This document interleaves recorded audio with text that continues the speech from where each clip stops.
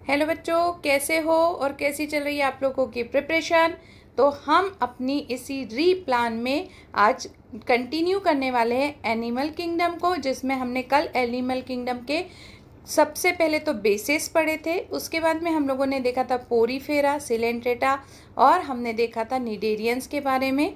आज हम जो पढ़ने जा रहे हैं वो जा रहे हैं प्लेटीहेल्मिन्थिस। तो सबसे पहली बात, इनको हम क्या कहते हैं, तो इनकी जो बॉडी होती है फ्लैट होती है, इसलिए फ्लैटेंड बॉडी होने के कारण इनको हम फ्लैट वर्म्स कहते हैं।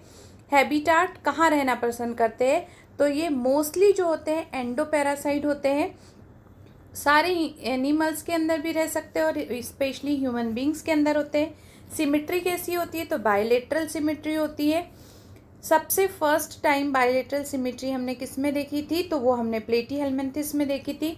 जर्म लेयर कैसी होती है, तो ट्रिप्लोब्लास्टिक होती है। इसके पहले के जो 3 फाइलम थे उसमें हमने जो जर्म लेयर देखी थी वो कैसी देखी थी, वो हमने डिप्लोब्लास्टिक देखी थी। तो फर्स्ट टाइम हमने जो ट्रिप्लोब्लास्टिक जर्म लेयर है वो किस में देखी थी, तो प्लेटीहेल्मिन्थिस में देखी थी। क्या इनमें सिलोम प्रेजेंट होती है क्या, तो नहीं, इनमें सिलोम प्रेजेंट नहीं होती है। ये कैसे ऑर्गेनिज्म होते हैं, तो एसिलोमेट्स होते हैं। क्यों होते हैं ये एसिलोमेट्स। अब पहला क्वेश्चन तो आपका ये आना चाहिए कि आपने तो लास्ट वीडियो में बताया था कि जिनके पास में जो ट्रिप्लोब्लास्टिक है, मतलब जिनके पास में 3 लेयर्स होती है, कौन सी, एक्टोडर्म, एंडोडर्म और मीजोडर्म, उनके पास तो सीलम का फॉर्मेशन होता है। तो फिर प्लेटीहेल्मिन्थिस के पास क्यों नहीं होता, वो इसलिए नहीं होता क्योंकि इनकी जो मीजोडर्म है वो वेल डेवलप्ड नहीं होती, क्योंकि ये फ्लैटेंट होते हैं, इस वजह से इसमें सीलोम का फॉर्मेशन नहीं होता। अब यदि हम ऑर्गेनाइजेशन की बात करते हैं तो कैसा है इसका, तो इसका जो ऑर्गेनाइजेशन होता है वो होता है ऑर्गन लेवल ऑफ ऑर्गेनाइजेशन। प्लोरीफेरा का जो था वो कैसा था, वो सेलुलर था। फिर हमने देखा था टीनोफोरा का कैसा था, तो टिश्यू था। सिलेंट्रेटा का कैसा था, वो भी टिश्यू लेवल था। और सबसे पहली बार हमने जो ऑर्गन लेवल ऑफ ऑर्गेनाइजेशन है वो देखा था, वो किस में देखा था, तो वो हमने देखा था प्लेटीहेल्मिन्थिस में। अब मैंने यहाँ पर कुछ पॉइंट्स को हाईलाइट किया हुआ है, और वो क्या है, तो चूंकि मैंने अभी स्टार्टिंग में ही बताया कि ये पैरासाइट होते हैं, तो पैरासाइट होते हैं तो इनको जो होस्ट होता है उसकी बॉडी से अटैच होने के लिए, यानी बॉडी को होल्ड करने के लिए कुछ ना कुछ चीज़ की ज़रूरत होती है। तो वो क्या होते हैं, तो उसको कहते हैं हम हुक्स। और ये फूड किससे लेते हैं, होस्ट की बॉडी से लेते हैं। तो इसको सक करने के लिए इनके पास में क्या होना चाहिए, सकर्स होना चाहिए। तो प्लेटीहेल्मिन्थिस के पास में हमने देखे थे हुक्स एंड सकर्स। ये क्या करते हैं, ये पैरासाइटिक फॉर्म होता है, और ये क्या कर रहे हैं, तो एब्जॉर्ब कर रहे हैं न्यूट्रिएंट्स किससे, होस्ट की बॉडी से डायरेक्टली। इसके बाद में देखते हैं कि ऑस्मो रेगुलेशन और एक्सक्रेशन के लिए इनके पास में फर्स्ट टाइम क्या स्पेशल चीज़ आई थी, तो वो स्पेशल सेल थी जिसको हम कहते हैं फ्लैम सेल। याद रखना इसको, बहुत इम्पॉर्टेंट है ये, कि सबसे पहले हमने प्लेटीहेल्मिन्थिस में ऑस्मो रेगुलेशन और एक्सक्रीशन के जो स्प्लाइस्ड सेल देखी थी वो कौन सी थी, तो वो थी हमारी फ्लैम सेल। अब यदि हम बात करते हैं सेक्सेस की, तो सेक्सेस कैसे होते हैं इनके, तो नॉट सेपरेटेड, मतलब हर्माफ्रोडाइट होते हैं ये। फर्टिलाइजेशन कैसा होता है, तो इंटरनल होता है। डेवलपमेंट कैसा होता है, तो इनडायरेक्ट होता है, मतलब लार्वा इसमें बनता है। अब एक पॉइंट मैंने यहाँ पर नोट करके डाला है, क्या है, Planaria possesses high regeneration capacity. तो प्लेनेरिया इसका एक ऐसा मेंबर है जिसमें हाई रीजनरेशन कैपेसिटी होती है। ये भी इम्पॉर्टेंट पॉइंट है, यहाँ से भी क्वेश्चन आता है। एग्जाम्पल क्या है, टीनिया जिसको हम टैपवर्म कहते हैं, फेसियोला जिसको हम लीवर फ्लूक कहते हैं। ये इसके 2 एग्जाम्पल है जो NCERT में हमें दिए गए हैं। इसके बाद में हम नेक्स्ट चलते हैं। नेक्स्ट फाइलम हमारा जो है वो है फाइलम एसके हेल्मिन्थिस। एसके हेल्मिन्थिस की जो बॉडी है वो सर्कुलर होती है, इसीलिए हम इनको क्या कहते हैं, तो इनको हम राउंड वर्म कहते हैं। जैसे हम प्लेटीहेल्मिन्थिस को क्या कहते थे, फ्लैट वर्म। हैबिटाट देखते हैं कि कहाँ रहते हैं, कहाँ रहना इनको पसंद है, तो ये फ्री लिविंग होते हैं, जहाँ इनकी इच्छा वहाँ रह सकते हैं। एक्वेटिक भी होते हैं, टेरेस्ट्रियल भी होते हैं, और कुछ ऐसे जो पैरासाइट होते हैं, किस पे, प्लांट और एनिमल्स पे। इनका बॉडी ऑर्गेनाइजेशन कैसा होता है, तो organ system level of body organization. अब हम पीछे की तरफ जाते हैं और देखते हैं कि प्लेटीहेल्मिन्थिस में हमने जो देखा था ऑर्गेनाइजेशन वो कैसा था, तो वो ऑर्गन लेवल था। और अब फर्स्ट टाइम हमने organ system level of organization किस में देखा, तो वो एस के हेलमिंथिस में देखा। सिमेट्री कैसे होती है, तो बायलेटरल सिमेट्री होती है। इसको याद रखने का सबसे अच्छा तरीका ये है कि प्लेटी हेलमिंथिस से लेकर कॉर्डेटा तक जो सिमेट्री अब कैसे मिलेगी आपको, वो हमें बायलेटरल सिमेट्री ही मिलेगी। बस एकाइनोडर्मेटा का जो एडल्ट होता है उसकी सिमेट्री रेडियल होती है, बाकी एकाइनोडर्मेटा का जो यंग होते हैं उसमें कैसी होती है, उसमें बायलेटरल ही होती है। ऑर्गेनाइजेशन भी प्लेटी हेलमिंथिस से लेकर कॉर्डेटा तक जो होगा वो ट्रिप्लोब्लास्टिक होगा। बात करते हैं सीलोम की, तो सीलोम जो है वो स्यूडो सीलोम होती है, मतलब इसको हम फॉल्स सीलोम भी कह सकते हैं, क्योंकि इसकी जो मीजोडर्म होती है वो एक कैविटी के फॉर्म में ना होकर एक स्केडर्ड फॉर्म में पूरे इसमें फैली हुई होती है। इसकी जो एलिमेंट्री कैनाल है वो कैसी होती है, तो वो कंप्लीट होती है। और किससे बनी, इसमें और क्या होता है, तो डेवलप्ड मस्कुलर फेरिंग्स प्रेजेंट होते हैं। एक्सक्रेटरी ट्यूब जो होती है वो रिमूव करती है बॉडी वेस्ट को from the body cavity through the excretory pore के फॉर्म से। ठीक है, अब हम बात करते हैं रिप्रोडक्शन की। तो इसमें रिप्रोडक्शन कैसा होता है, तो सेक्सेस इसके सेपरेट होते हैं जिसको हम डायोशियस कहते हैं। मेल और फीमेल जो होता है आर डिस्टिंक्ट होते हैं ये। आफ्टर फीमेल एंड जो हम यदि मेल और फीमेल दोनों में से देखते हैं तो जो often female are longer than the male. हम कैसे इनको आइडेंटिफाई करेंगे, तो जो फीमेल होती है वो मेल के कंपैरिजन में कैसी होती है, तो लॉन्गर होती है। फर्टिलाइजेशन कैसा होता है, तो इंटरनल फर्टिलाइजेशन होता है। डेवलपमेंट कैसा है, तो डायरेक्ट होता है, यंग वंस बनते हैं सीधे, और कुछ ऐसे होते हैं इसके मेंबर्स जिसमें इनडायरेक्ट भी होता है। तो डेवलपमेंट की यदि हम बात करते हैं तो डायरेक्ट और इनडायरेक्ट दोनों होता है। एग्जाम्पल क्या है, इन एग्जाम्पल से आप फेमिलियर हो। कौन कौन से एग्जाम्पल होते हैं, जैसे हम एस्केरिस देखते हैं जिसको हम राउंड वन कहते हैं, ओल्चिनेरिया कहते हैं जिसको हम फेलेसिस कहते हैं। इसके बाद में एनसाइक्लोस्टोमा जो हमारा क्या कहलाता है, हुकवर्म कहलाता है। ये इसके एग्जाम्पल्स हैं। नेक्स्ट फाइलम की तरफ चलते हैं, तो ये होता है एनेलिडा। बात करते हैं तो एनेलिडा का जो हैबिटाट होता है वो कैसा होता है, तो दे मे बी एक्वेटिक, यानी एक्वेटिक तो हो ही सकते हैं और दोनों में हो सकते हैं, मरीन भी हो सकते हैं और फ्रेश वाटर, टेरेस्ट्रियल भी होते हैं और फ्री लिविंग भी होते हैं। और सम टाइम ये कैसे होते हैं, तो सम टाइम ये पैरासिटिक हो सकते हैं। ऑर्गेनाइजेशन कैसे, अब जो चलेगा वो ऑर्गेनाइजेशन कैसा चलेगा, organ system level of organization चलेगा। सिमेट्री कैसी है, बायलेटरल सिमेट्री है। ट्रिप्लोप्लास्टिक होते हैं और मेटामेरिकली सेगमेंटेड होते हैं। अभी तक आपने एस के हेलमिंथिस तक किसी में सेगमेंटेशन नहीं देखे थे, तो एनेलिडा और आर्थ्रोपोडा ऐसे दो फाइलम है जिसमें सेगमेंटेशन प्रेजेंट होता है। सीलोम इसकी कैसी है, तो फर्स्ट टाइम हमने जो ट्रू सीलोम देखी थी वो किस में देखी थी, तो हमने ट्रू सीलोम देखी थी किसके अंदर, सबसे पहले एनेलिडा के अंदर देखी थी, इसलिए हम इसको कैसे कहते हैं, तो सीलोमेट एनिमल्स कहते हैं। यदि इनकी जो बॉडी सरफेस की बात करते हैं तो इसमें सेगमेंटेशन होते हैं, जैसे मैंने अभी आपको बताया है ना। इसके बाद इनके पास में लॉन्गिट्यूडनल एंड सर्कुलर मसल्स होती हैं, मसल्स होती है जो क्या किस में हेल्प करती है, तो ये लोकोमोशन में हेल्प करती है। एक्वेटिक एनेलिड्स जो होते हैं, जैसे नेरिस की यदि हम बात करते हैं तो इनके पास में लेटरल एपेंडेजेस होते हैं जिसको हम पैरापोडिया कहते हैं, और जो हमें किस में हेल्प करवाता है, तो ये स्विमिंग में करवाता है। ठीक है, तो लोकोमोशन के लिए इनके पास में मसल्स होती है, और कैसी मसल्स होती है, तो सर्कुलर मसल होती है, और स्विमिंग के लिए इनके पास में क्या होते हैं, तो पैरापोडिया होते हैं। अब हम इनके सर्कुलेटरी सिस्टम की बात यदि करते हैं तो क्लोज सर्कुलेटरी सिस्टम होता है। ऑस्मो रेगुलेशन एंड एक्सक्रेशन कैसा होता है, तो ये इसमें नेफ्रेडिया होते हैं, जैसे हमने पीछे भी देखे थे पीछे वाले फाइलम्स में, तो इसमें क्या प्रेजेंट होते हैं, नेफ्रेडिया होते हैं जो ऑस्मो रेगुलेशन और एक्सक्रेशन दोनों का काम करते हैं। अब इसका जो न्यूरल सिस्टम होता है, क्या इसमें न्यूरल सिस्टम होता है, तो यस, इनमें न्यूरल सिस्टम होता है और पेयर्ड होता है, और कैसा होता है, तो गैंग्लियन है ना, connected by lateral nerve to a double ventral nerve. इसके जो सेक्सेस होते हैं वो कैसे होते हैं, तो इसमें 2 तरह के होते हैं। देखिए ध्यान से देखना, ये बहुत इंपॉर्टेंट है क्योंकि जो पॉइंट सबसे अलग होता है वहाँ से ही क्वेश्चन बनते हैं। जो नेरीज है वो एक्वेटिक है और डायोसियस होता है, लेकिन यदि हम अर्थवर्म और लीचेस की बात करते हैं तो ये कैसे होते हैं, मोनोशियस होते हैं। यानी इसमें दोनों होते हैं, डायोशियस और मोनोशियस। तो डायोसियस कौन है, तो नेरीज होता है, जबकि अर्थवर्म और लीचेस की बात करते हैं तो मोनोशियस होते हैं। रिप्रोडक्शन कैसा होता है, सेक्चुअल रिप्रोडक्शन होता है। एग्जाम्पल कौन से इसके, नेरीज है, फेरेटिमा है जिसको हम अर्थवर्म कहते हैं, यूरिडिनिया है जिसको हम ब्लड सकिंग लीच के नाम से भी जानते हैं।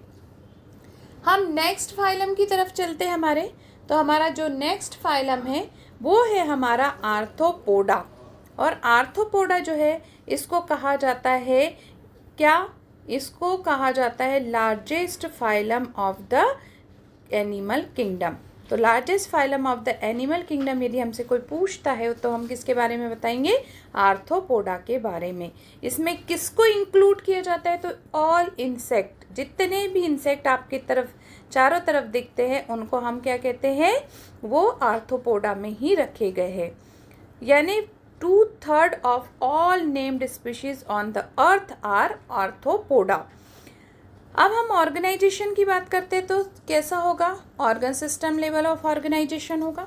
यदि हम सिमेट्री की बात करते हैं तो कैसी होगी, तो बायलेटरल सिमेट्री होगी, जैसे कि मैंने आपको बताया बायलेटरल सिमेट्री ही चलेगी। यदि हम जर्म लेयर की बात करते हैं तो ये ट्रिप्लोब्लास्टिक होते हैं। सेगमेंटेशन होता है क्या, तो ये सेगमेंटेशन होते हैं क्योंकि 2 ऐसे फाइलम है, कौन सा, एनेलिडा और आर्थ्रोपोडा, जिसमें सेगमेंटेशन प्रेजेंट होता है। ये सिलोमेट होते हैं क्या, ये बिल्कुल सिलोमेट होते हैं। और आर्थ्रोपोडा की जो बॉडी है वो कवर होती है किससे, काइटिनियस एक्सोस्केलेटन से कवर होती है। अब इनकी जो बॉडी है ये डिवाइड होती है। अभी तक हमने जो फाइलम देखे उसमें हमने कहीं भी नहीं देखा कि इसकी बॉडी कहीं डिवाइड होती है, बट इसमें आर्थ्रोपोडा में जो बॉडी है वो डिवाइड होती है किसमें, हेड, थोरेक्स और एब्डोमेन में। किसमें, हेड, थोरेक्स और एब्डोमेन में डिवाइड होती है। अब इसको हम कैसे पहचानेंगे इस फाइलम को, तो सबसे फर्स्ट जॉइंटेड अपेंडेजेस जो देखे गए थे वो किस में देखे गए थे, तो वो अर्थवर्म में हमने देखे थे। रेस्पायरेशन होता है क्या, रेस्पायरेशन के लिए कोई स्पेशल ऑर्गन्स होते हैं, तो यस बिल्कुल होते हैं। गिल्स होते हैं, बुक गिल्स होते हैं, बुक लंग्स होते हैं और ट्रेकेली सिस्टम भी इसमें प्रेजेंट होता है, यानी ये थोड़े से वेल डेवलप्ड होते हैं। यदि हम सर्कुलेटरी सिस्टम की बात करते हैं तो इनमें open type of circulatory system होता है।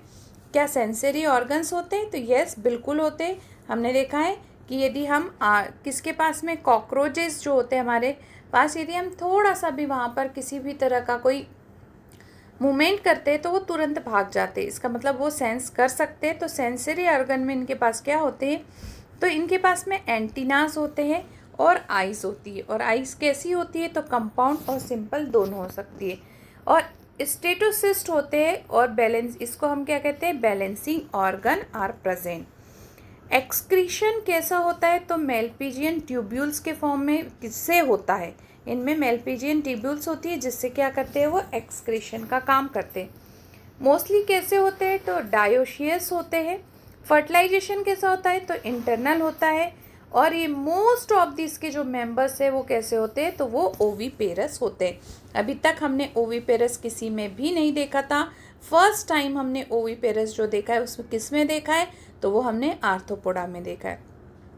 इनका डेवलपमेंट कैसा है, तो डेवलपमेंट दोनों तरीके से होता है, जैसे डायरेक्ट और इनडायरेक्ट। अब आ जाओ जो इम्पॉर्टेंट पॉइंट है जहाँ से क्वेश्चन आने के चांसेस बहुत ज़्यादा होते हैं। तो इसके कुछ ऐसे मेंबर्स होते हैं जो इकोनॉमिकली बहुत इम्पॉर्टेंट है, जैसे हम बात करते हैं किसकी, एपिस यानी हनी बी के बारे में, बॉम्बिक्स मतलब सिल्क वर्म के बारे में, और लेसिफर जिसको हम कहते हैं लेग इंसेक्ट, है ना। ये सारे जो होते हैं वो कैसे होते हैं, इकोनॉमिकली इम्पॉर्टेंट होते हैं। यदि हम वेक्टर्स की बात करते हैं तो एनाफिलिस के बारे में आप जानते हैं, क्यूलेक्स के बारे में भी आप जानते हैं, मॉस्किटो के बारे में, है ना। और ये सारे जो है ये इसके एग्जाम्पल्स है, तो इसमें से आप इकोनॉमिकल वाले जो है उसको बहुत अच्छे से याद रखेंगे। नेक्स्ट फाइलम की तरफ हम चलते हैं। तो हमारा जो नेक्स्ट फाइलम है वो है मोलस्का। और मोलस्का जो होता है वो सेकेंड लार्जेस्ट फाइलम होता है। हमारा जो फर्स्ट लार्जेस्ट फाइलम है वो कौन सा है, तो हमारा फर्स्ट लार्जेस्ट फाइलम है आर्थ्रोपोडा, और सेकेंड लार्जेस्ट फाइलम जो हमारा होता है वो कौन सा है, तो वो मोलस्का है। अब यदि हम हैबिटाट की बात करते हैं तो ये टेरेस्ट्रियल और एक्वेटिक दोनों हो सकते हैं, मरीन और फ्रेश वाटर दोनों में रह सकते हैं। ऑर्गेनाइजेशन कैसा होता है इनका, तो organ system level of organization होता है। सिमिट्री कैसी होती है, तो बायलेटरल सिमिट्री होती है इनके पास में। यदि हम जर्म लेयर की बात करते हैं तो ट्रिप्लोब्लास्टिक होते हैं, सिलोमेट्स होते हैं। इम्पॉर्टेंट पॉइंट जहाँ पर स्टार लगाना है हमें, क्योंकि ये सारी चीज़ें हमें पता चल गई, जर्म लेयर क्या है, सिलोम क्या है, सब कुछ पता है, बट इम्पॉर्टेंट पॉइंट जहाँ से क्वेश्चंस बनते हैं वो है कि इसकी बॉडी किस से कवर होती है, तो कैल्शियस सेल से कवर होती है, जो यहाँ पर, और इनके पास में इनका जो बॉडी है वो किस में डिवाइड होता है, तो हेड, मस्कुलर फूड और विसरल हम्प जो है उसमें डिवाइड होता है। ये बहुत सॉफ्ट होते हैं, इनकी बहुत स्किन जो है बहुत सॉफ्ट होती है, इसीलिए इनके ऊपर मेंटल और द विसरल हम्प प्रेजेंट होता है। इसके बाद आगे की तरफ हम चलते हैं तो इनके पास में एक्सक्रीशन के लिए गिल्स प्रेजेंट होते हैं। रेस्पायरेशन और एक्सक्रीशन दोनों इनका फंक्शन इससे होता है। इसके बाद में इनका जो हेड होता है उसमें सेंसरी जो होते हैं वो टेंटिकल्स होते हैं। द माउथ जो होता है वो contain a file like respiring organ और फॉर फीडिंग, है ना। तो जो माउथ है उसमें फाइल लाइक रेस्पायरिंग ऑर्गन होता है फॉर फीडिंग के लिए, जिसको हम क्या कहते हैं, तो उसको हम कहते हैं radula. They are usually dioecious होते हैं। कैसे है ये, तो ये डायोशियस है। ओविपेरस होते हैं। डेवलपमेंट कैसा होता है, तो इनडायरेक्ट डेवलपमेंट होता है। एग्जाम्पल क्या है इसकी, तो पाइला है, पिंकटाडा है जिसको हम पर्ल ऑस्टर कहते हैं, सीपिया है जिसको हम कैटल फिश कहते हैं, लॉलीगो है जिसको स्क्वैश कहते हैं, ऑक्टोपस है जिसको डेविल फिश कहते हैं, एफाइसिया है जिसको हम सी हेयर कहते हैं, डेंटेलियम है जिसको हम टस्क शेल कहते हैं, और इसी तरह से इसके ये बाकी एग्जाम्पल्स भी हैं।